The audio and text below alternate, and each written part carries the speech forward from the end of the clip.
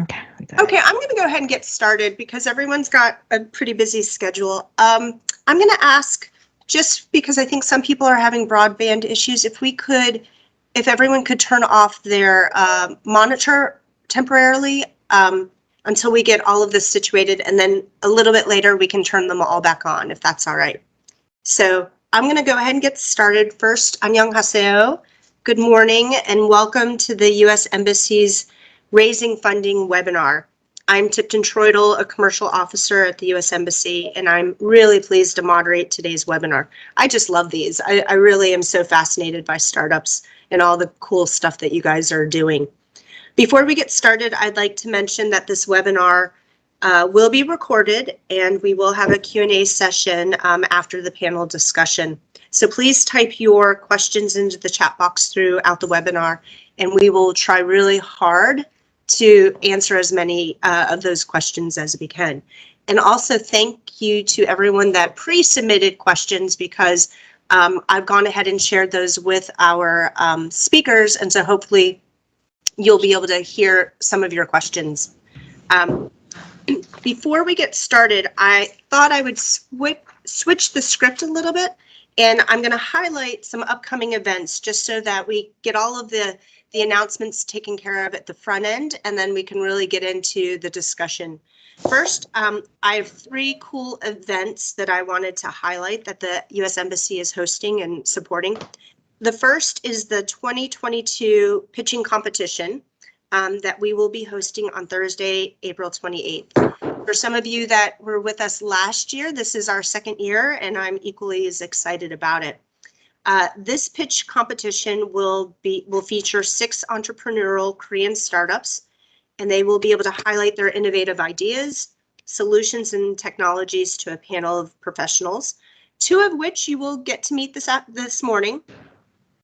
The winner will receive a free 2022 SelectUSA Investment Summit ticket and the opportunity to pitch during a regional session with the other pitch winners. And to apply for the April competition, we will post a link, hopefully at the end, so that you can copy it down, and we'll also put it in the chat box, and you can get more information there. Our second event is specifically tailored towards female entrepreneurs who are working to scale up to the U.S. market. The U.S. Embassy has an accelerator program called Power Acceleration, and that will help you pitch and help find a mentor for U.S. firms. So please click on the link when we are able to get that up, and applications are due April 22nd. And lastly is our 2022 SelectUSA Investment Summit, which will be held from June 26th through the 29th this year in person, crazy, just outside of Washington, D.C. This is one of our hallmark events, and it's a great opportunity to learn more, all the ins and outs about expanding into the U.S. For more specific information on the topics and the different workshops and networking opportunities, please check out www.selectusa.gov. Again, we'll put that in the chat box towards the end of the day. Okay, now that we've got housekeeping taken care of, we're going to actually get into the webinar, the whole reason why we're here today. Gary, I'm glad to see you. Thank you. So for most startups, the issue of funding really is one of the most important and most challenging topics. We all know that it takes money to start a business, takes money to run a business, to test a prototype, and to scale up. And last I heard, money does not grow on trees, which is a problem. So what's the best way to find funding? Should you take out a loan? Should you crowdsource? Should you find a venture capital or an angel investor? Today, I have 3 fantastic speakers that will help us navigate the world of raising funding, which will help you create your fundraising strategy. But before we get into the fire chat with our great panelists, I'm super duper excited to introduce you to Nora Lee, the global business manager from Detonic, which is a company that specializes in treating spatiotemporal big data and provides data analytics and big data solution. Detonic was the winner of our pitching competition last year, and the winner of the Asia Region Pitching Competition at the 2021 SelectUSA Summit. I was so proud and so excited.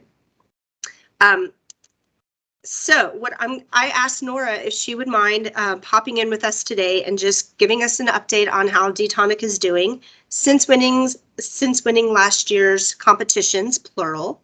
And I also asked her if she could share a few words of advice and best practices for all of you up-and-coming startups that are looking to go beyond. So Nora, take it over, please. Thank you. Good morning, everybody, wherever you're located.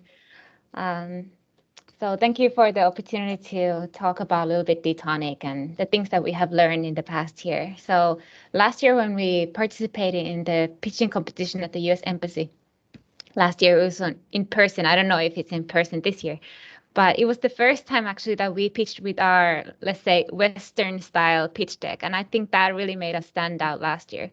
So when we then pitched again in the SelectUSA Investment Summit in June and placed first again, of course, it was a great experience and we got great bragging rights, but also it was kind of a good exposure for us. We had a few articles written about us as well afterwards, and we received free consulting hours with local US lawyers, which was really helpful to answer some big problems that we were thinking about and things that we needed advice on. So when it comes to D-Tonic, we try to look at brighter things in life. So for COVID-19 as well, it was a little bit of it's sad to say, but good opportunity for us because it really rapidly accelerated the digital economy. Everything is online and digital now, so of course that produces more data.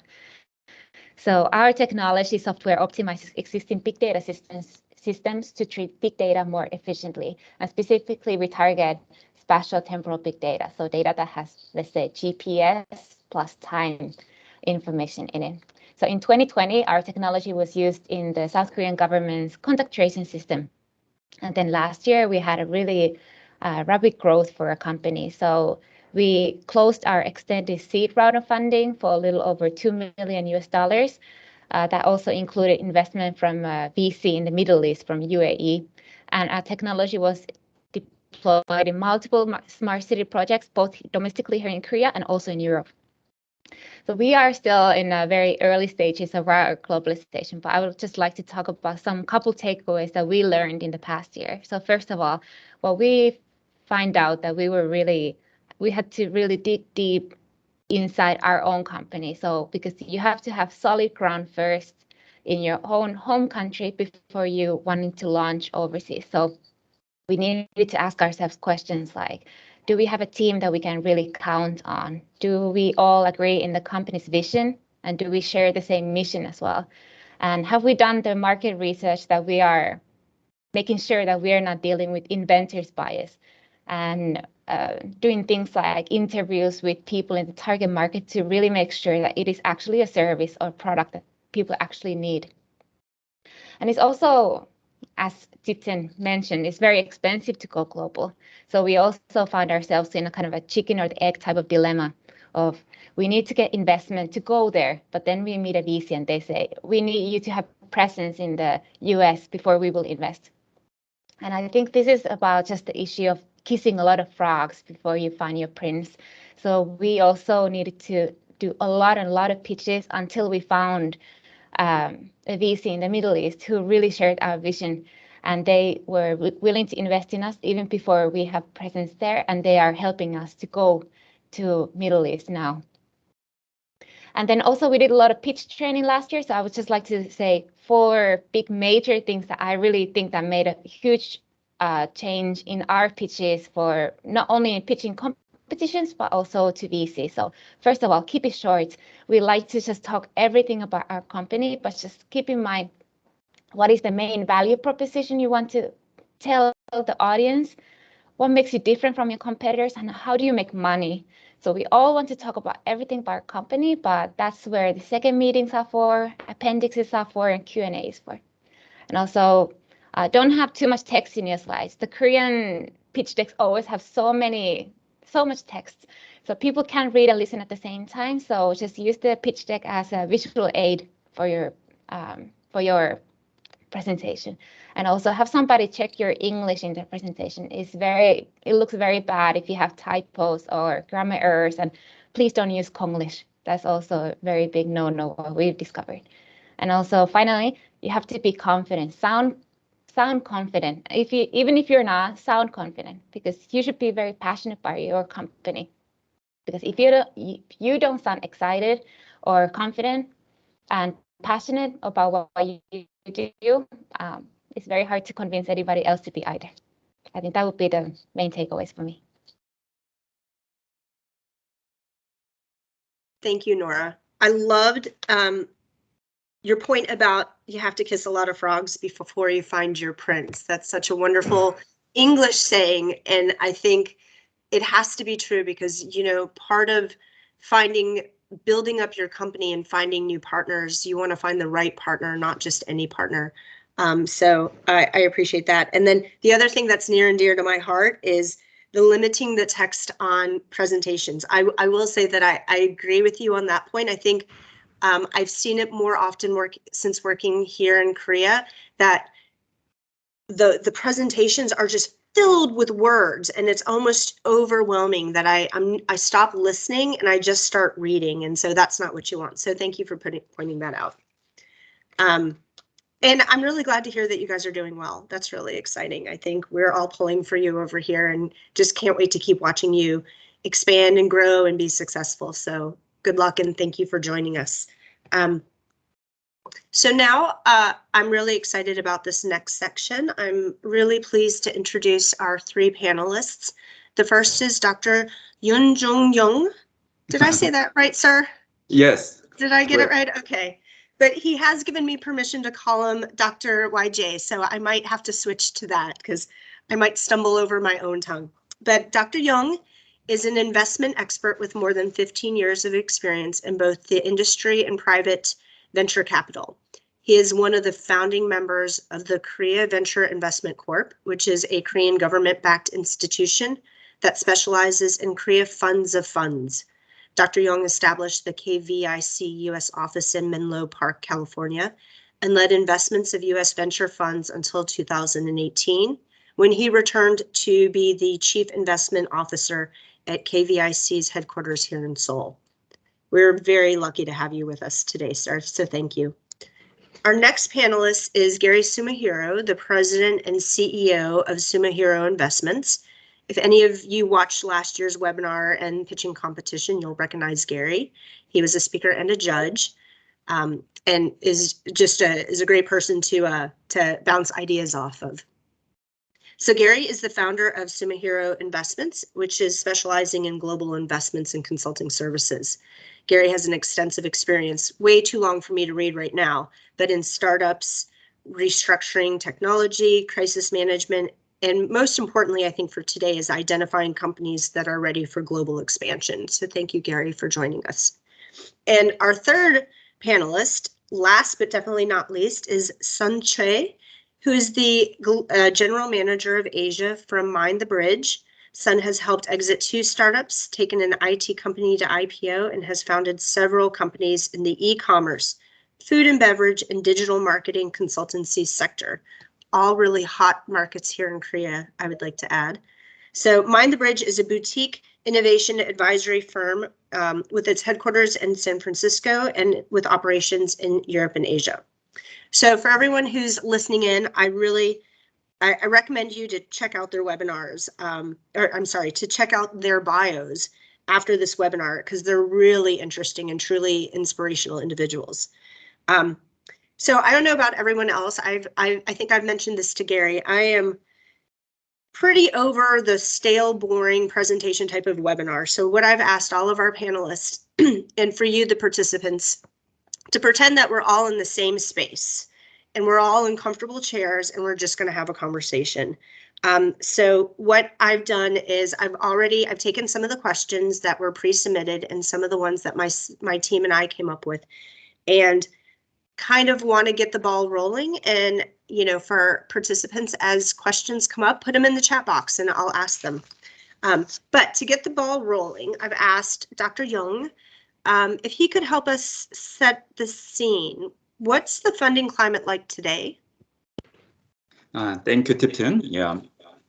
Yeah, for Korean startups that will operate and raise funds in the US, the first and the most important step is to get a work permit and open the US branch, which means the most founders need to visit the US embassy several times. And from that perspective, I feel today's event is very meaningful because the US embassy is hosting it. Regarding the funding climate nowadays, I would say it's very friendly, while my colleagues or my coworkers say too hard or crazy. Let me explain using some numbers. 2 years ago, the year 2020, the total amount of venture capital investment was about $150 in the US and $8 billion in Korea. Since the venture fund shows outstanding performance rather than other traditional asset classes such as listed stocks or fixed income, both the US and Korean venture investment amounts in 2021 almost doubled compared to the amount in previous years, 2020. As you know, venture capital provides fresh money to portfolio companies. It enables startups to create high-quality jobs and restructure or disrupt existing industries. It also revitalized the global economy from the pandemic. So I can tell you, the climate is very friendly or very successful. Thank you.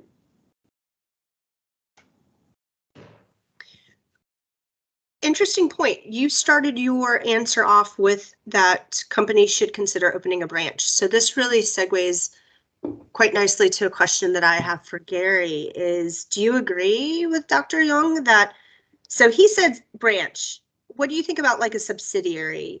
And would a startup need to go ahead and get into the US market in order to attract foreign funding? First, from a pure legal perspective, and I just do this as a prior lawyer, there's no legal or regulatory requirement that foreign companies need to set up a U.S. entity in order to get U.S. investment. But if you want to attract U.S. investment, you better set up something. You can set up a C Corp, which is a full corporation. You can set up a branch. You can set up a partnership. You can set up an LLC. You can set up hybrid versions of that. I've also recommended intermediary entities, which are called blocker corporations, to assist in tax deferment. So the basic answer is it'd be highly unlikely that a Korean company would attract U.S. investment without having a presence in the United States through some type of entity. If you look at the data, the National Venture Cap Association even said that your chances of getting an investment from a U.S. investor is less than 30%, unless you have some sort of entity in the United States. Now, if you think about it from the U.S. perspective, why would I, and I've only done this once in 30 years, invested overseas. I've always invested in entities that have establishments in the U.S. And the reason why is I can't monitor my investment. I've got an investment sitting in Japan. I have no idea what's going on with it. The second is that as an investor, we don't want to be subject to foreign regulation that we may not know well. There's also the issue of a U.S. investor being taxed overseas and permanent establishment issues. But beyond that, if you don't commit to come to the U.S. in some sort of entity function, it shows a lack of commitment of you. And if you're sitting in front of me and you decide never to come to the U.S., but you just want money, you're not going to get it. You're going to have a harder time attracting talent to grow the company. And without a U.S. establishment, you are not going to get yourself the ability to go in for economic incentives, whether at the state or federal level. And going into the aerospace and defense industries, that's a whole nother area that it'll take a full day to explain. But the basic answer is You need to have a presence in the U.S. to show your commitment, and it has to be some form of entity. See, that was 2 minutes. Well done. Thank you. Thank you, Gary. So I saw Sun nodding his head, and I wanted to, Sun, give you a chance if you had anything different, or if you could answer then, if I've got 2 people now telling me you've got to consider, you need to come to the US, what are the most direct and effective channels to meet overseas investors and like to make that decision of I personally, I think it would be real difficult to say I'm going to move to the US if I don't already have some leads. So how do you get those leads? How do you find potential investors that would help motivate you? Yeah. Thank you for the question, Tipton. I totally agree with 12 other panelists. So adding to that, so VC investors are also doing a business. So they are getting the investment from the LPs limited partners. So when they're making their investment thesis, they are going to stick with it. So most of the investment thesis, they will not say that they will be investing into the overseas because of the reasons that Gary just mentioned. So in my opinion, of course, there can be different ways, but honestly, I don't recommend going to the big events or conventions. I don't think it's the effective channel, in my opinion. In my opinion, the effective channel is through introductions. So you have US investors are really busy because they get cold emails from all around the world. But Korean investors, they only get cold emails from Korea, right? So imagine how many they receive per day. So actually, I saw an article that US investors are receiving more than 100, from like 200 to 300 cold emails per day. So you cannot stand out from there. So the best way is to get an introduction. And how you get the introductions when you have nothing, then I mean, you have to utilize the chances that you already have, because there are a ton of Korean government programs that support startup to go global.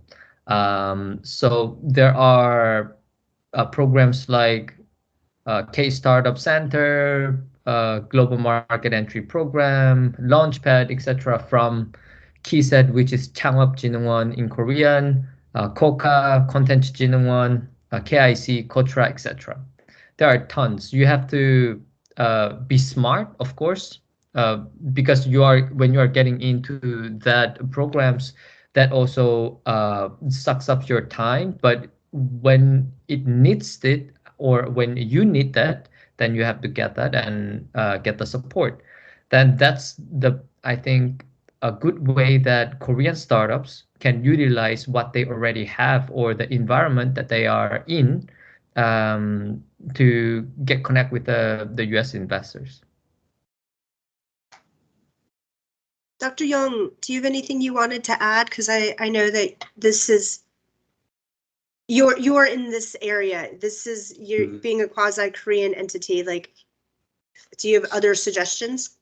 I think the most important thing of startups is their own sales and marketing, rather than fundraising, rather than some program.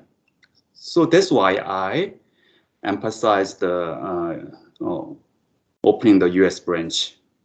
When some startups if some startup has some plan to go to the US market, they need to go to the US. They need to open the US branch. Yes. Okay. That's my opinion. So, since you've lived and worked in both the US and Korea now, in your capacity, can you explain a little bit of the differences between US and Korean venture capitalists, like maybe a little bit of the mindset? Yes. Yeah, there are two major differences. The first difference is the limited partner LP composition or LP structure. LP is a shareholder of the fund and the source of the money. In the US, most LPs are pension, endowment, or wealthy individuals, and their goal is to make money. In South Korea, about 30 to 40% of LPs from government side, like my company KVIC, Korea Development Bank, 산업은행, Industrial Bank of Korea, 기업은행, and so on. The government officials want to establish some policy on that. So many conditions or many requirements are added on funds. The Korean venture capitalists should follow the tons of requirements, and their activities can be limited.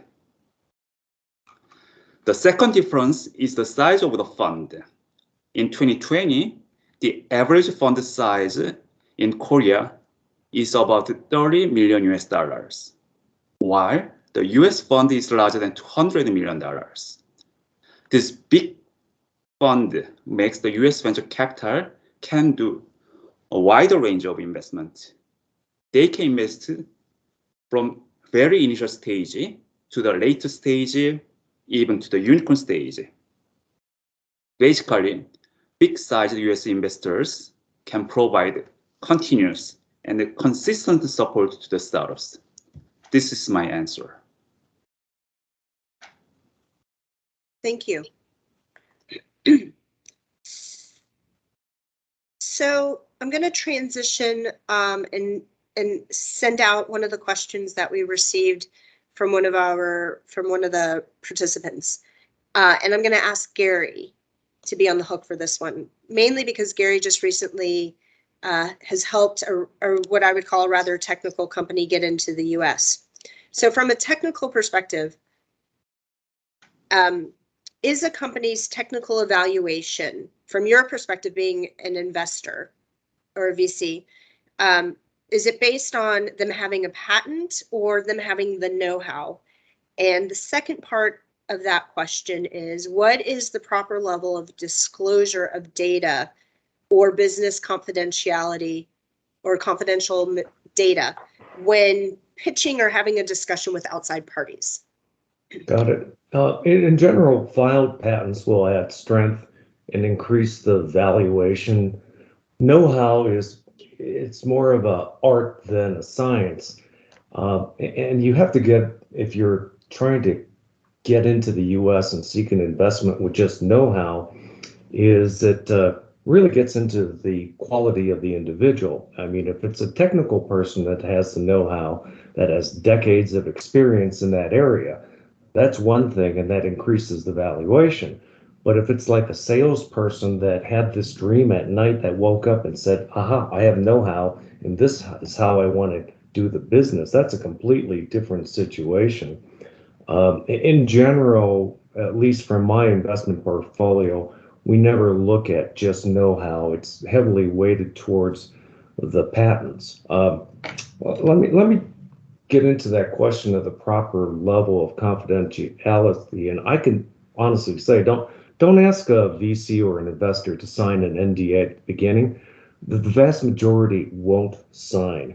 Remember, we look at hundreds of pitch decks and don't want to worry about whether listening to your pitch is a breach if we're working with a company in your industry.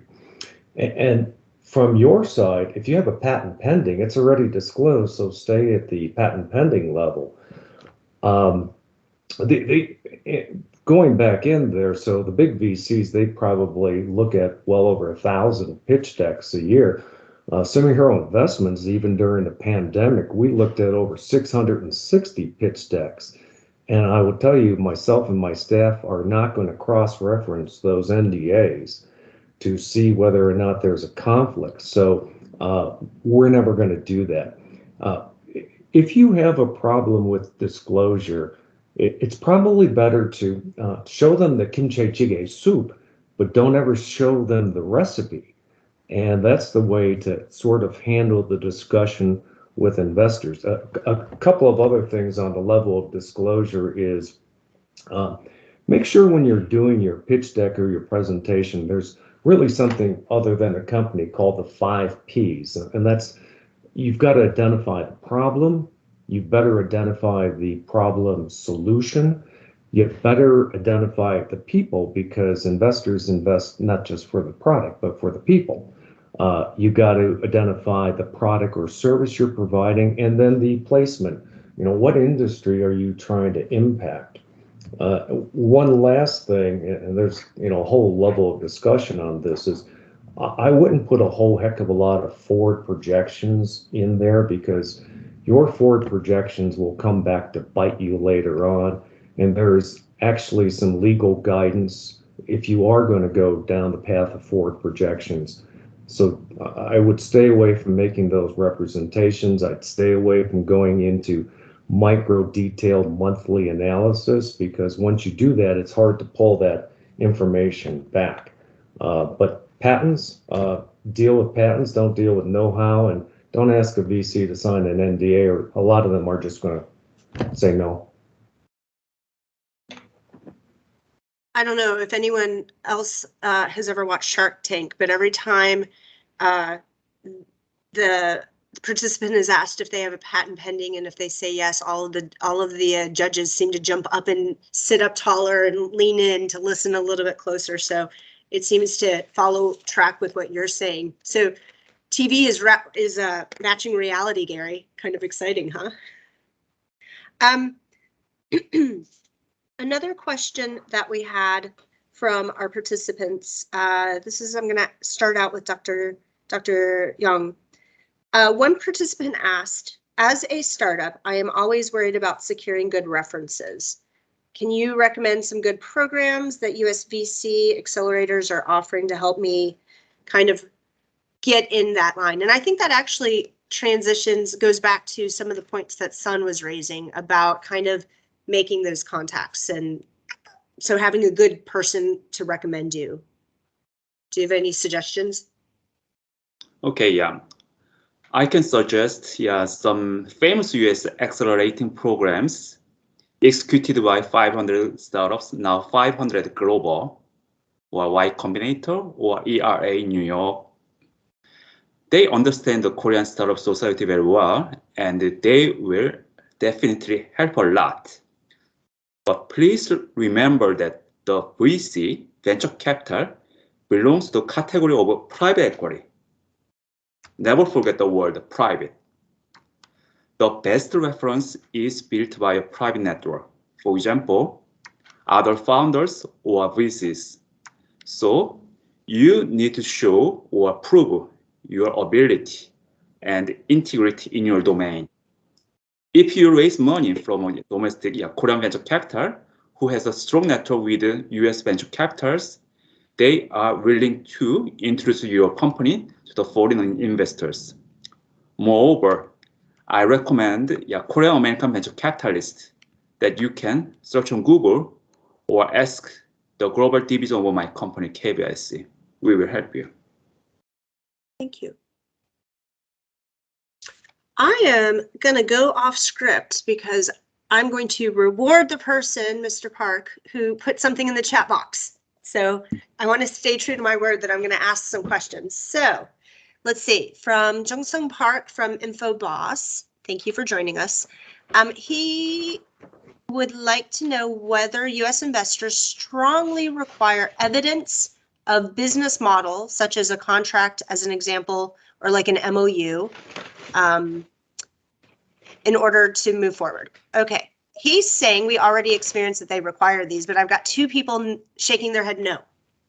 Sun, it's been a while. You've been quiet for a couple minutes, so I'm going to let you start, and then we'll go around. You're shaking your head. Yeah. So evidence. That's an interesting point. So in Korea, basically, this evidence is really important to win the programs in Korea from the Korean government, because how they evaluate the startup or the result is from this evidence. But in the actual world, MOU doesn't mean anything. There should be a real business. So this also relates to what kind of things that investor will be seeing from the startups. Of course, they see a ton of things that the 5 Ps that Gary mentioned. But also, as a startup from the foreign, you have to have a good traction, growing and scalable traction. Otherwise, so traction means the actual result that you are having a number of revenues, number of the real businesses, clients that's paying you, right? Or the MAUs, etc. There are a ton of metrics that depends on the what business model that the startup is in. But again, to recap, the evidence means nothing. Gary. Yeah, I have several clients that have approached me and said that they have MOUs. MOUs are meaningless. They sound really good, but they are really meaningless. The next level up from an memorandum of understanding is a letter of intent. The letter of intent actually has a little bit more solid grounding because it says that the parties will generally work towards a definitive agreement within a certain period of time, and it will have specifications and commitments. Lawyers love LOIs because it makes the drafting easier. But the best step is if you can show contracts, then that makes a significant difference. There is actually a Korean company that when they first approached me, they had no contracts. And then all of a sudden they had a whole bunch of contracts because they were awarded and they're really, really good. That makes their entry into the United States that much better. It's not the same as having a US contract, but it's an evidence of growth. And that's the important thing because remember, if you're in the fundraising mode, it's going to be from 0 to 12 months, but you've got to show that steady increase in your projections and your revenue stream. And having contracts and having LOIs is what's going to help get you that investment, not MOUs or handshakes or that you talk to different people. Dr. Young, do you have anything else to add? No, I totally agree. Yeah, Son's opinion. Okay. So let's see on my questions. Anybody else have anything in the chat box? Because put them in there. I'll ask them. I promise. All right, we're getting one. So while I read them, how can we make? Okay, so we have one that says, if we try to enter the US market, how can we plan, or how do we make a plan for initial funding strategy versus US vendors who have a strong market position? Oh, okay, so how do they compete? How does a foreigner compete against a homegrown startup if they're trying to get to the US? How can they make themselves, how can these Korean companies make themselves stand out? Well, let me take that because there's a couple of examples out there, and you have no awareness if you are just coming to the U.S. And remember, the U.S. market's 20 times the size of the Korean market. You've got 50 million people in Korea. There's close to 370 million people in the United States. You need to create awareness, and there are firms. I mean, my firm does that. We create awareness for you to show your competitive advantage.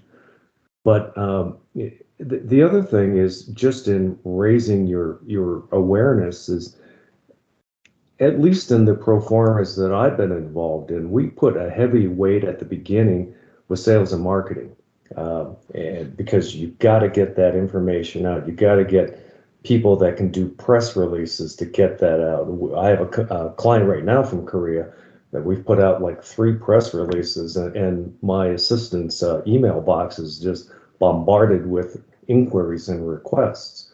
Once you get that awareness, then you start to create that competitive advantage. So that's probably the easiest way.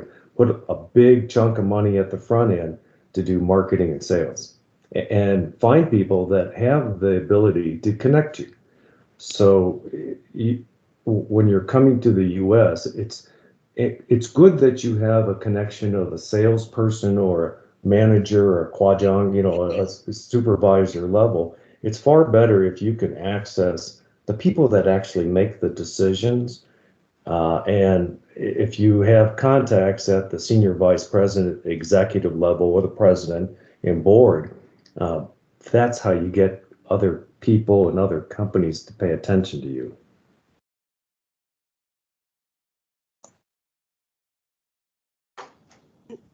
Mr. Young? Yeah, Dr. Young? yes. Yeah, my advice is that please mingle or mix with foreign startups or US originated startups when you are in the US. Not stay inside Kotra or some Korean government, some flags in the US.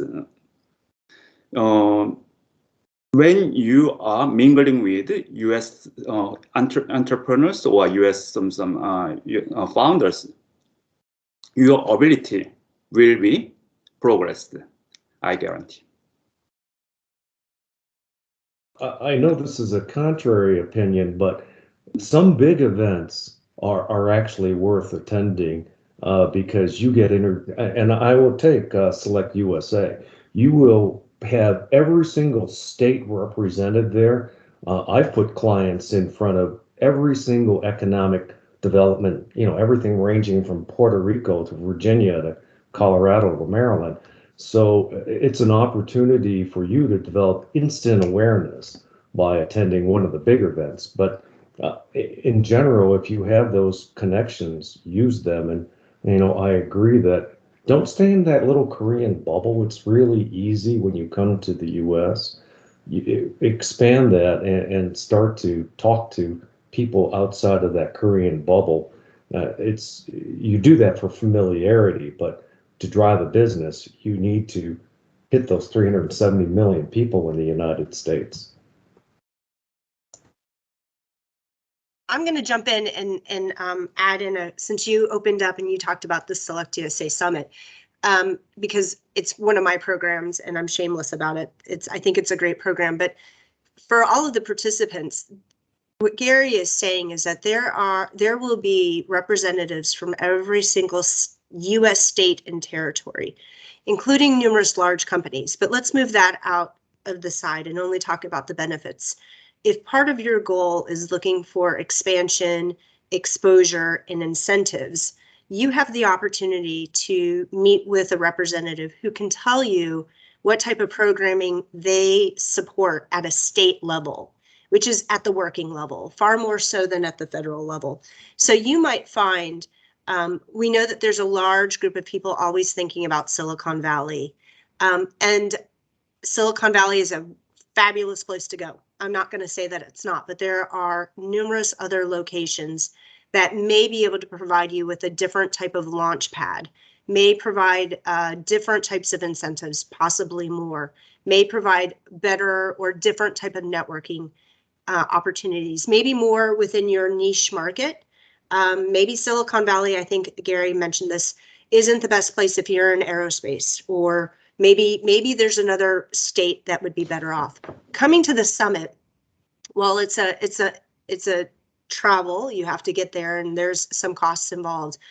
It opens the opportunity for you. So and like Gary said, gets you away from only staying within the comforts of being surrounded by other Korean companies. So I'm shameless about that. So Sun, I jumped in. Did you have anything that you wanted to add about the question? Nope, all good from my side. Okay. Okay.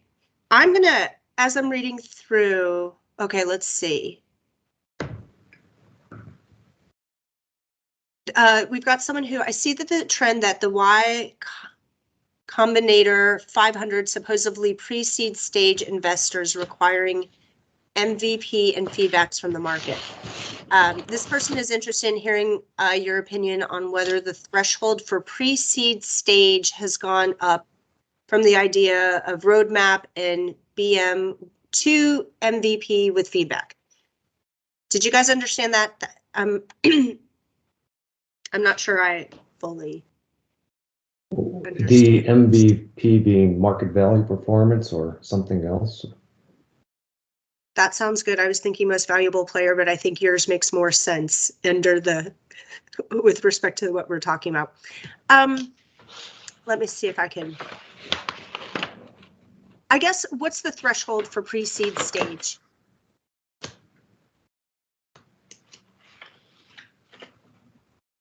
Or I'll tell you what, can we open up the line? Can we have Nylul from SLIKA Clicka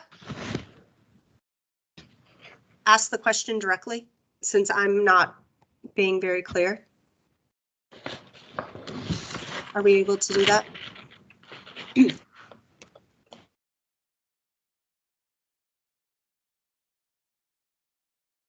Okay, we're going to work on that for a second. Let's see. Another question is, okay, in a very actual, in a practical manner, how do founders and investors arrive at an agreeable valuation? So I'm guessing I'm going to come in telling you that my company is worth X amount, and you as an investor are going to kind of lowball it. So how much negotiation does it really take, and how much should a company be willing to negotiate down?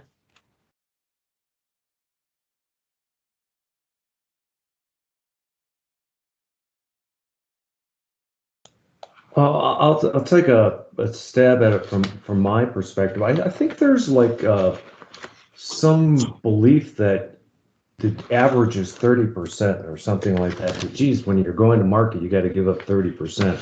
I have no idea how that started. If you look at venture cap in general, I think the average give up is somewhere around 15 to 18%.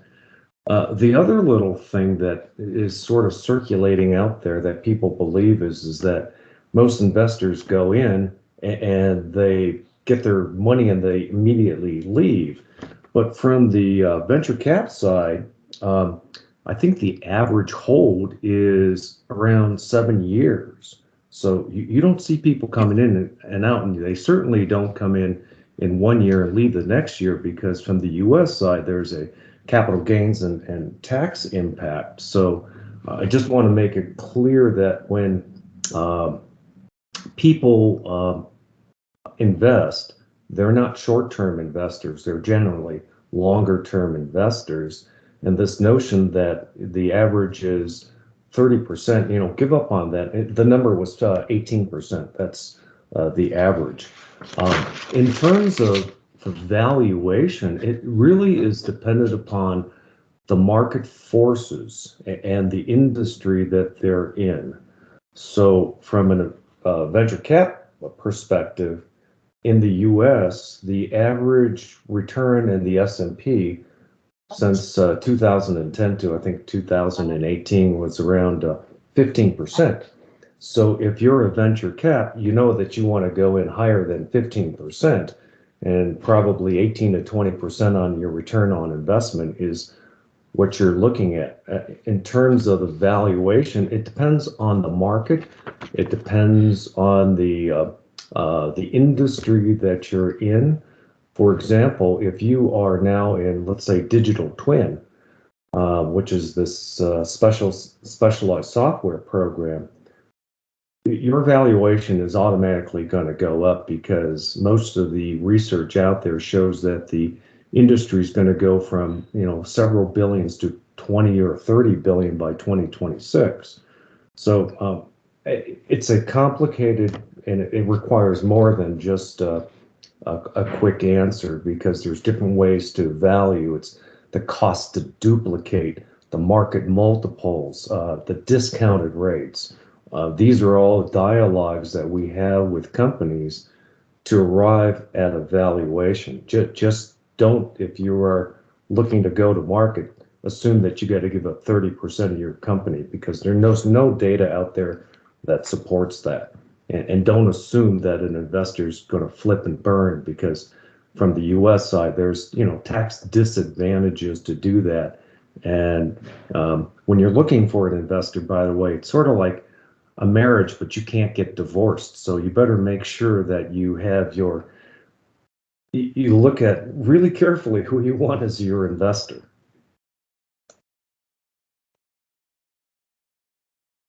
Sona or Dr. Young, do you have anything to add? No, yeah, I totally agree with Gary. Well, we are getting a little bit close. Oh, Song, go ahead. No, I just wanted to say that there's no perfect valuation. So there's always so depends on the industry or depends on the your stage. You can always see how others have received. So you can refer from that. But there's no perfect valuation that each can agree on. Thank you. I'm going to ask Nora to turn her camera back on, and I'm going to ask everyone the same last question, and then I'll close out this webinar because we're coming at the top of the hour. So real quick, your favorite do's and your favorite don'ts for advice to give to startups, and it can be about funding or it can be about pitching, whatever you feel like sharing with them today. Dr. Young, can you start us off?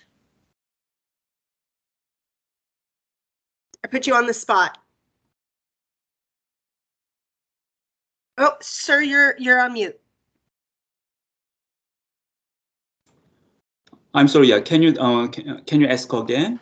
Yes. So I'm gonna to close out our webinar. I'm asking all of our experts here to give me a couple of your do and a couple of your do not do's, and it can be about finding funding. It can be about presenting. It can be whatever you want, but kind of give a go do it to the news to the startups, and please don't do it. So. Okay, yeah, because I'm not a venture capitalist, I'm not a direct investor, so this is very difficult question for me. So instead of answering this question, I ask my opinion or my some opinion to U.S. Embassy. I think the major startup cities like Seoul and San Francisco Bay Area. I hope major startup city Seoul or San Francisco Bay Area agree on some types of some joint city partnership and exchange more people, exchange more company, more capital. So I ask or I believe that U.S. Embassy can bridge both countries to facilitate this kind of some relationship. That's my end remark. I like it.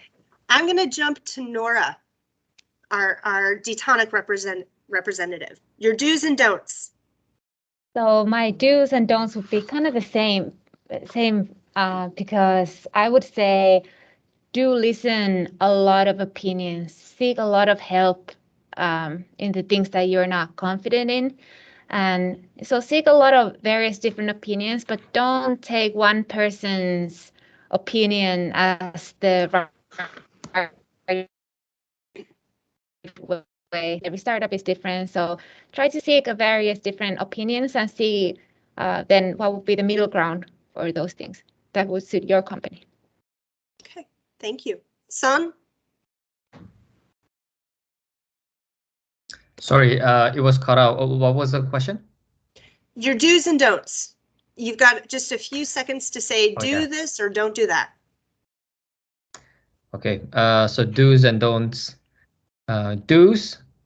So please understand the business etiquette of doing a business in the US. For example, don't make like phone calls. They prefer emails. If it's urgent, do WhatsApp. I think not many people understand it. And please do LinkedIn. Make your LinkedIn account profile, Crunchbase profile, so that people can search you and understand, do study of you. And don't don't just translate your pitch deck to English. US investors will not really like it. Great. Gary? I was the judge for Detonic when they were last year. I voted for you, and the reason why is because your pitch was an elevator pitch. It was a 30-second pitch. You had exactly what I needed to know. Asians tend to put, as Tipton said, too much detail in there, and they focus on technology terms. I mean, nobody in the venture capital world really wants to know what an E node B is. What they want to know is what the product does and how it performs. Don't put in range of investments. That's kind of a turnoff personally for me because it looks like you don't know what you're talking about. I'd like to have a finance person that is actually doing part of the presentation because we'll drill you on financials. Just don't let the finance person speak too much because they're too boring. The other thing is, again, have your research before you reach out, because we all have different mandates. So if you are a technology person, don't go to an agriculture venture cap company because it looks like you didn't do your research. Look at the mandates of the investment company, look at what they've done before you send anything out. But the last thing is focus on your elevator pitch. You've got to be able to tell somebody within 30 seconds what your company does and why we want to invest in you. And that's just absolutely critical because we get hundreds and hundreds of pitches, and it's important that you separate yourself from everybody else. That's it. Thank you. Well, I'm going to throw mine in, and I'm going to shamelessly say, please do check out our website with our information about our 3 upcoming programs specifically for startups. The first one is our upcoming pitch competition. After we conclude this webinar, it's going to be live and we'll be taking applications. The second is for all of our female entrepreneurs, hopefully on this call, to look into, in addition, you can still look into the April 28th pitch competition, but we have another program. It's called Power Accelerator. So please look into that. We are really looking to help support women entrepreneurs. And the third is to look into the SelectUSA Summit, which will be held in Washington, D.C. All of that information, myself or my team, Hisuk, we can help walk you through it, explain it to you. If you have any questions about visas or some of those more administrative, you can also drop us a line. We can help explain the process. We don't make the decisions on visas, so I can't help you get a visa, but I can explain what some of the processes are.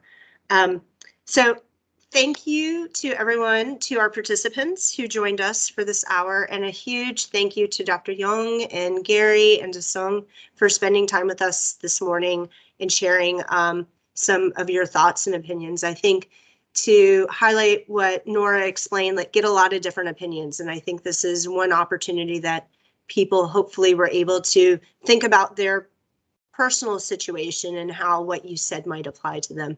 And Nora and to Detonic, we really wish you the best. We're going to keep following your success, and I'm glad to see that you guys are growing and expanding, and thank you for taking time and sharing your thoughts with us. So for that, I'm going to conclude the webinar and wish everyone a wonderful day. So 감사합니다. Thank you to all. 감사합니다. Thank you.